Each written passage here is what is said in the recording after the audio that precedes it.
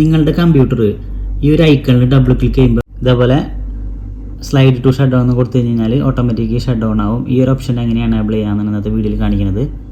അതിന് വേണ്ടിയിട്ട് നമ്മൾ കമ്പ്യൂട്ടറിൽ റൈറ്റ് ക്ലിക്ക് ചെയ്തിട്ട് ന്യൂവിൽ സെലക്ട് ചെയ്യുമ്പോൾ ഷോർട്ട് കട്ട് എന്ന് പറഞ്ഞ ഓപ്ഷൻ വരും, അത് സെലക്ട് ചെയ്യുക.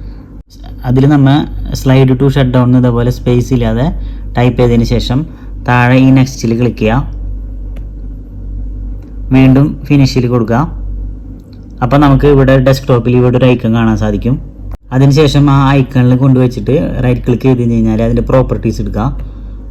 പ്രോപ്പർട്ടീസിൽ ഈ ചേഞ്ച് ഐക്കൺ എന്ന് പറഞ്ഞ ഓപ്ഷൻ കാണാൻ സാധിക്കും, അതിൽ ക്ലിക്ക് ചെയ്യുക. ക്ലിക്ക് ചെയ്യുമ്പോൾ ഇവിടെ ഓക്കെ കൊടുക്കുക. ഓക്കെ കൊടുക്കുമ്പോൾ നമുക്കിതിൽ ഏത് ഐക്കണാണോ നമുക്ക് ഇഷ്ടം എന്നുള്ളത്, ഞാൻ ജസ്റ്റ് ഈ ഒരു ഐക്കണാണ് നമ്മുടെ ഷട്ട് ഡൗൺ ഐക്കൺ. അപ്പോൾ ഈ ഒരു ഐക്കൺ സെലക്ട് ചെയ്തതിന് ശേഷം ഓക്കെ കൊടുക്കുക.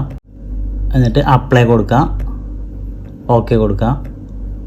അപ്പോൾ നമ്മളുടെ ഐക്കൺ ചേഞ്ച് ആയിട്ട് വന്നിട്ടുണ്ട്. ഇതിൽ നമ്മൾ ഡബിൾ ക്ലിക്ക് ചെയ്ത് കഴിഞ്ഞാൽ നമ്മളുടെ കമ്പ്യൂട്ടർ ഈസി ആയിട്ട് നമുക്ക് ഷട്ട് ഡൗൺ ആക്കാൻ കഴിയും.